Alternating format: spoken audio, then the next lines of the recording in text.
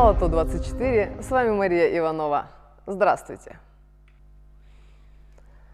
Команда Кыргызстана 9-й службы ГКНБ в топ-5 лучших на чемпионате мира среди специальных подразделений. Пятый международный турнир спецназа ОАЭ «СВАТ Челлендж-2024» проходил на тренировочной базе Аль-Рувая в Дубае с 3 по 7 февраля.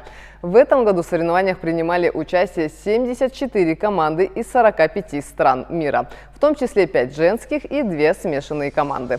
Команда «Калкан» 9-й службы ГКНБ Кыргызской Республики в упражнении «Тактические события» набрала 68 очков и вошла в пятерку. В упражнении «Штурмовое событие» набрала 72 очка и заняла второе место. В упражнении «Спасение офицера» набрали 37 очков и заняли 37 место. В упражнении «Штурм башни» набрали 71 очко и заняли второе место. В последнем упражнении «Полоса препятствий» набрали 51 очко и заняли второе место. По итогам 5 дней соревнований команда спецназа «Калкан» 9-й службы ГКНБ Кыргызской Республики заняли почетное 4 место из 74 лучших команд спецназовцев, обойдя такие державы, как Турция, Россия, Китай и многие другие.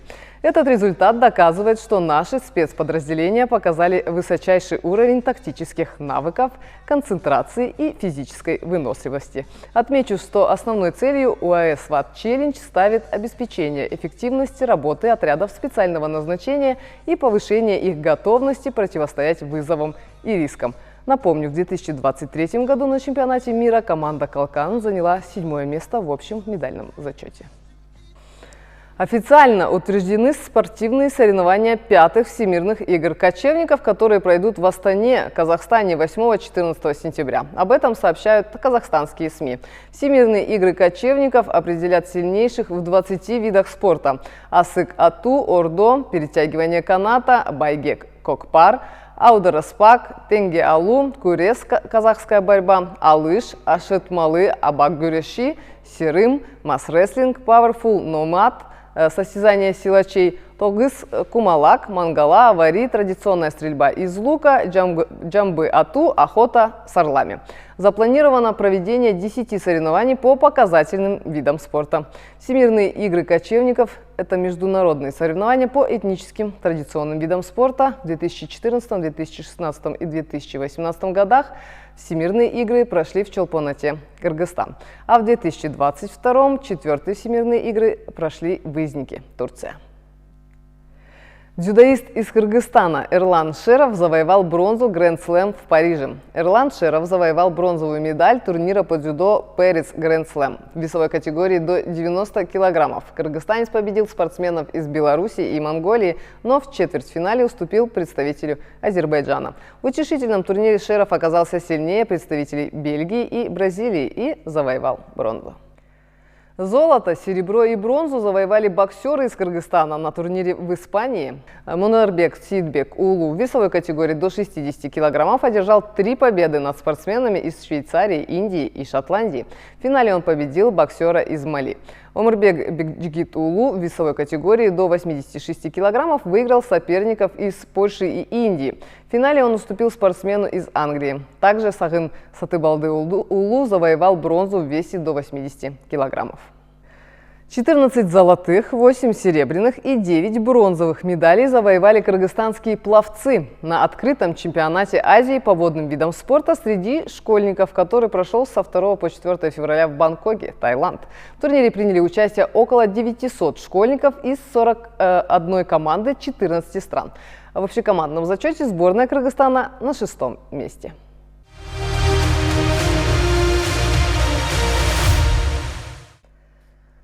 Тяжелоатлет Бекдоулот Расулбеков завоевал серебро чемпионата Азии в Ташкенте, Узбекистан. Расулбеков выступал в весовой категории до 102 килограммов. Он показал суммарный результат 386 килограммов, 173 килограмма рывок, 213 килограммов толчок и завоевал серебро.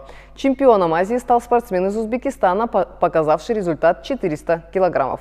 Ранее спортсмены из Кыргызстана завоевали 3 бронзы, обладателями которых стали Татьяна Мельниченко, Эмиль Молдодосов и Нурсултан Тарасов. Футболисты из Кыргызстана примут участие в чемпионате мира среди академий Барселоны. Об этом на пресс-конференции 7 февраля сообщил директор Академии Барселоны в Джалалабаде Эрулан Абдыкеримов. Турнир пройдет 25-28 марта в Барселоне, Испания. От Кыргызстана на турнир поедут 3 команды. 2 команды составлены из игроков не старше 14 лет, 1 команда не старше 12 лет. В состав команд войдут ученики Академии в Джалалабаде, где обучаются игроки со всех регионов Кыргызстана, а также из Узбекистана и Казахстана, отметил Абдыкеримов. Также, по его словам, началось строительство Академии в Бишкеке, которое планируется завершить осенью этого года. Сначала планируем построить административные здания. Также у нас будет стадион, рассчитанный на 15 тысяч зрителей, добавил он.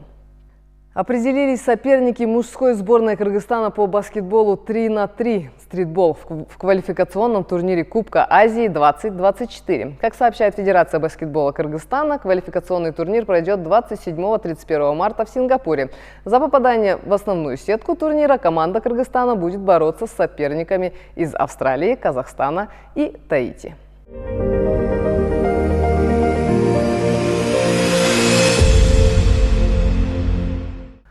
В офисе Организационного комитета «Париж-2024» 8 февраля были представлены медали Олимпийских игр 2024 и Паралимпийских игр 2024. Все награды игр 2024 будут содержать кусок металла, который когда-то был частью Эйфелевой башни, являющейся символом Парижа и всей Франции. По словам главы оргкомитета игр Тони Эстанге, это решение было обусловлено желанием сделать медали уникальными и неповторимыми.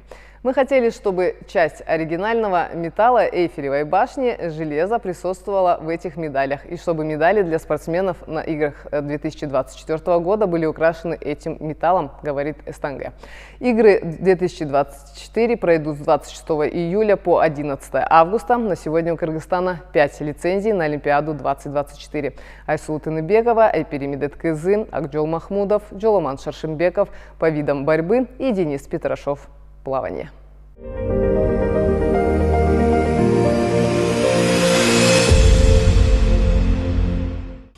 8 февраля в Бишкеке прошел первый в истории Кыргызстана паралимпийский бал. В ходе него состоялось награждение спортсменов, тренеров и федераций, а также концертная программа с участием звезд кыргызской эстрады и певцов, людей с инвалидностью. Подробно об этом мероприятии расскажут гости передачи «Время спорта», президент Кыргызского национального паралимпийского комитета Токторбек Айдыралиев и координатор по международным связям Кыргызского национального паралимпийского комитета Дарика Мамытова. Здравствуйте. Здравствуйте. Ну, я вообще вас поздравляю с этим событием, что впервые уже первый шаг, так сказать, сделан. Ну и немного расскажите, как прошло мероприятие. Да, мы очень рады, что мы наконец-то смогли провести такое мероприятие. Мы к этому очень долго шли. Последние 5 лет мы все хотели провести. И так получилось, что 8 февраля нам это удалось воплотить в жизнь. Это было сделано для того, чтобы отметить наших атлетов, федерации, которые развивают парадвижение в Кыргызской республике, и отметить их заслуги, что есть у нас тоже герои в стране, которые поднимают наш флаг, играют гимн в других странах, в международных соревнованиях. Расскажите, я знаю, что при поддержке Международного паралимпийского комитета проходило это мероприятие, естественно, не без нашего Министерства культуры, информации и спорта, с поддержкой Департамента спорта Кыргызской республики. Ну, расскажите вот именно о поддержке Международного паралимпийского комитета. Да, благодарим, конечно, каждого нашего спонсора, каждого, кто имел к этому паралимпийскому балу отношение. Без их участия, конечно, этого не было бы возможным. Со стороны Международного паралимпийского комитета помощь была оказана в качестве гранта. И в рамках этого гранта, то есть это не только паралимпийский бал, это еще другие проекты, спортивные мероприятия. Пока об этом, наверное, я не буду говорить, но на год мы запланировали еще несколько таких мероприятий, в рамках которого при поддержке этого Международного паралимпийского комитета. Это Может, будет вы все-таки осуществлено. как раз вы же сюда и пришли для того, чтобы чуть-чуть приоткрыть вот этот занавес для наших зрителей?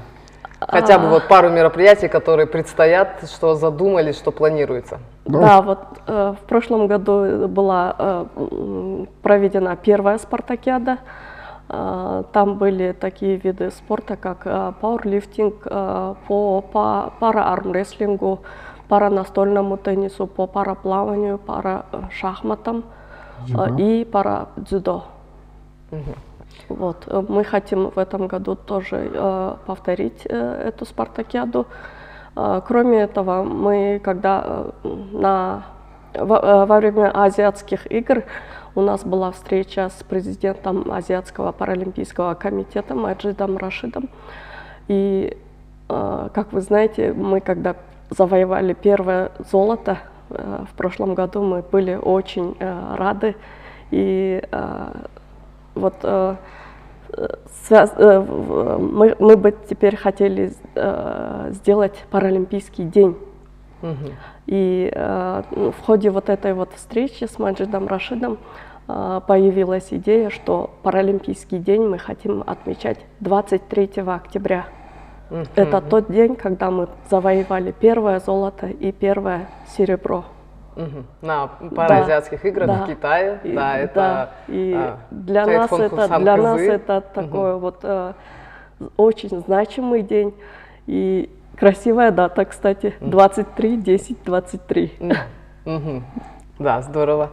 Хорошо. Расскажите, еще какие проекты есть, которые уже, получается, реализуются? Ну, в рамках проекта Международного паралимпийского комитета, где является главным спонсором это Toyota Motors, международная компания, они выделяют деньги для национальных паралимпийских комитетов для таких стран, как Кыргызстан, Таджикистан и так далее. Средней Азии многие попадают под этот критерий, где выделяется от 7 тысяч до 10 тысяч евро в год, куда мы должны подавать заявку. В этом году мы подали заявку и выиграли 6700 евро.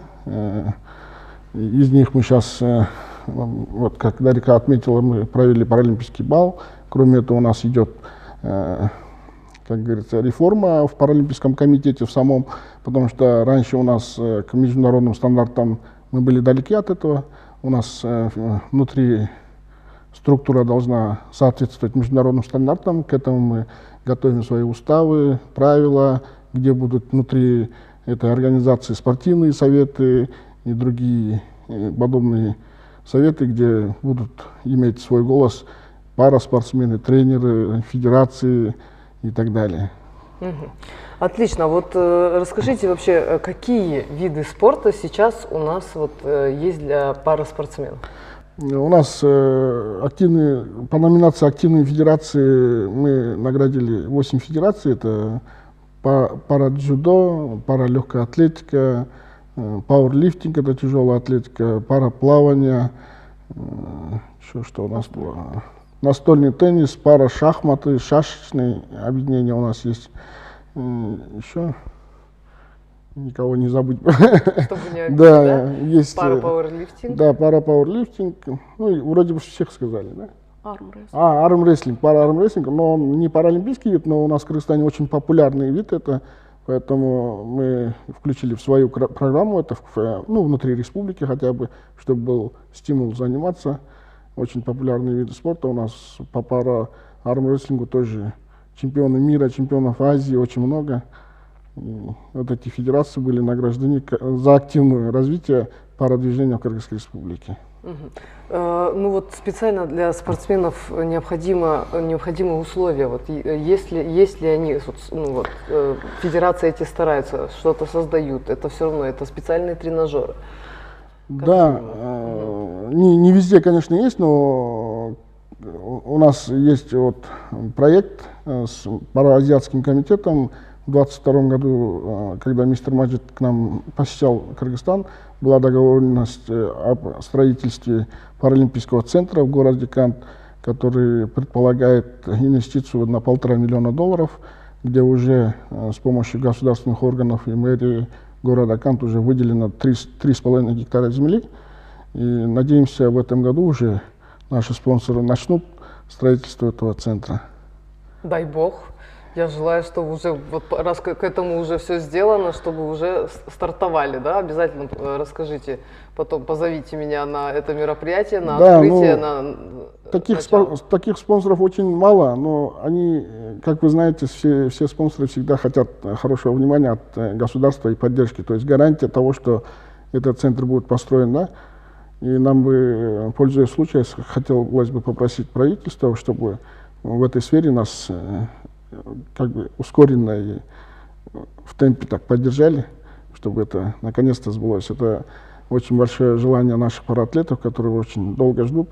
Там будет комплекс по всем видам, то есть там будут и бассейны, и беговые дорожки, и тренажерные залы, гостиница, комплекс, все включено. И этот центр не только будут там параатлеты, можно будет все вместе заниматься, инклюзивный центр, и кроме этого там к этому центру очень будет интерес зарубежных, соседних стран, которые могли бы к нам ездить, сборы проводить, и при этом этот центр еще мог бы зарабатывать. Как в целом и происходит во всем мире, да, на спорте зарабатывают, просто нужен хороший менеджмент. Да.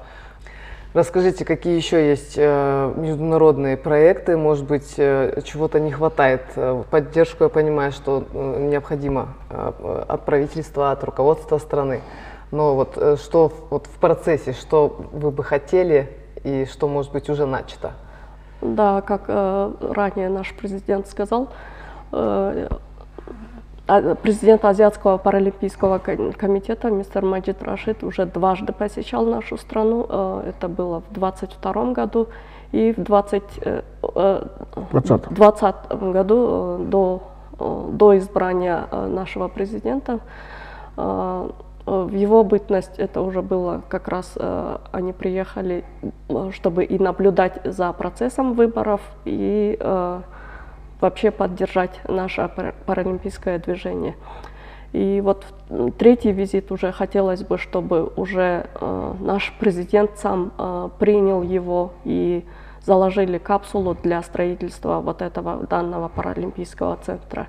И этот паралимпийский центр, я уверена, что станет толчком для развития, для рывка просто еще следующего вот движение, которое будет еще порождать многих чемпионов, потому что, как мы до этого сказали, есть ребята, которые хотят этим заниматься, но опять-таки у нас нет соответствующих условий. А строительство данного паралимпийского центра уже дало бы толчок для дальнейшего развития. И я уверена, что мы сможем воспитать чемпионов, будущих чемпионов. Уже они есть, уже показываете. Кроме этого, еще можно отметить, что с государственными органами у нас есть уже договоренность, это в частности с Министерством социального развития, где при Министерстве социального развития есть протезно-ортопедический центр, который делает для наших людей с ограниченными возможностями протезные ноги, там руки нуждающие, да. И есть понятие спортивные протезы, но они очень дорогие. Один протез там стоит от $10 тысяч до $20 тысяч. Это по нужде именно атлетов, да, по индивидуальной нужде. И в этом году нам наконец-то с помощью, у нас есть Совет по делам инвалидов при правительстве Кыргызской Республики. И в этом совете, через этот совет нам удалось в этот год уже в бюджет заложить 3 протеза, куда мы можем уже атлетов в этом году уже отобрать. Мы хотим акцент сделать на молодежь, то есть от 10, в возрасте от 10 до 16 лет. И это будут беговые протезы, которые хотят профинансировать наше государство. Я надеюсь, что в этом году уже у нас появятся атлеты, которые будут бегать уже на протезах там, и в других дистанциях. То есть в спортивных видах, в легкой атлетике она очень обширная, то есть там метание ядра, прыжок в длину и беговые, там разные есть эти. И мы хотели бы, чтобы наше государство тоже в этой сфере очень нас активно поддерживало. Я надеюсь, это будет началом, и в будущем, я думаю, что для наших атлетов появятся такие возможности. Скажите, пожалуйста, а сколько вообще вот по стране сейчас есть действующих спортсменов? И вот, как вы говорите, очень много ребят, которые хотят, у которых есть желание, вот просто нужны условия. Если судить по последнему, который мы провели спартакиаду в 23 году, летом 23-го мы провели паралимпийскую спартакиаду среди людей с ограниченными возможностями, куда пригласили из регионов, и было участников более 300 человек по Кыргызстану. Но из них профессионально, которые на международном уровне занимаются, это человек от 50 до 60 человек. И это тоже очень большая масса. И из них многие, конечно, государство тоже поддерживает. Вот эти медалисты, призеры, они тоже, как и все олимпийцы, получают стипендию. И такие спортсмены уже, у них развитие лучше идет, но нам хотелось бы еще государство, чтобы поддерживало начинающих паратлетов, потому что для них это тяжело, их в социум привести тоже тяжело, потому что они в закрытых стенах, потом, когда у них сложности с транспортом, с посещением зала или вообще отношение к инвалидам, если негативные появляются, они быстро сдаются, поэтому нам хотелось бы, чтобы государство слушало нас, советовалось и продвигало наши программы, которые бы могли продвигать таких Мне атлетов. кажется, и не только государство, у нас много есть активистов, да, и вообще хочется, чтобы люди просто были добрее, внимательнее, да? Да, конечно. Это очень, в первую очередь. Год у нас олимпийский, паралимпийский, да. Скажите, сколько лицензий ожидается от наших спортсменов? Хотелось бы, да? Да, к слову, сегодня пошел обратный отчет 200 дней до паралимпийского старта. Вот, мы сейчас ведем переговоры, то есть в этом году еще есть несколько, до Паралимпиады есть еще несколько таких серьезных лицензионных турниров, и по результатам этих турниров могут меняться еще количество людей, которые могут еще получить лицензии. Но на данное время сам оргкомитет Паралимпиады Париж 2024 нам пока дает цифру 15. 15 спортсменов. Это уже тоже неплохо. Это их анализ, предполагаемый анализ, что Кыргызстан может участвовать уже 15 атлетов. Отлично. Это вот по разным видам спорта. Да. Здорово. И у меня такой заключительный вопрос. Скажите, где вот родителям, я не знаю, может быть, сейчас у нас мальчишки, девчонки увидели, которые захотели себя попробовать, захотели тренироваться, где искать, куда обращаться, там, социальные сети? Да, у нас в социальных сетях, на Фейсбуке, на Инстаграме у нас есть своя страничка, но по некоторым причинам тоже она очень не очень популярна среди людей, но если поискать, можно будет найти нас.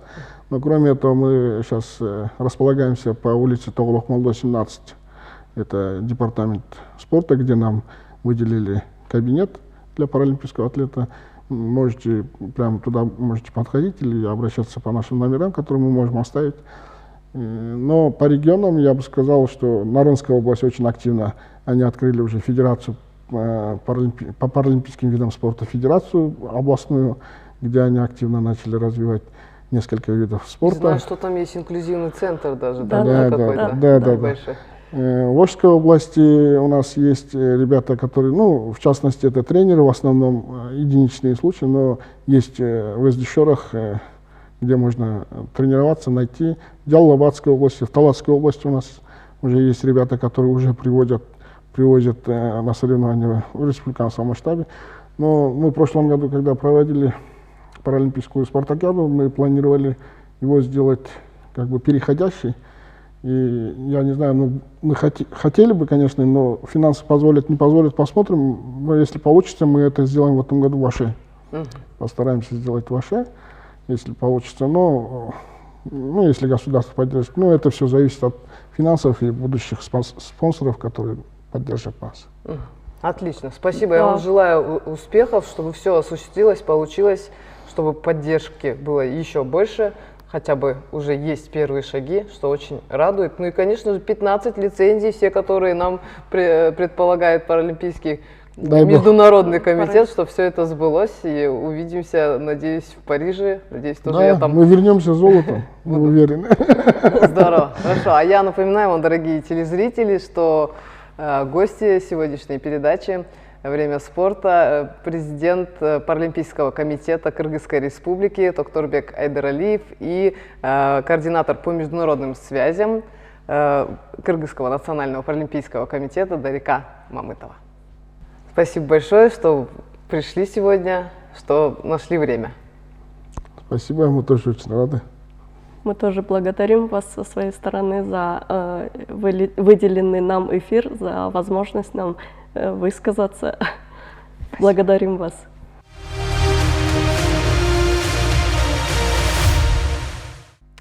Это были главные спортивные новости. Занимайтесь спортом, держите себя в тонусе и смотрите передачу «Время спорта». До новых встреч!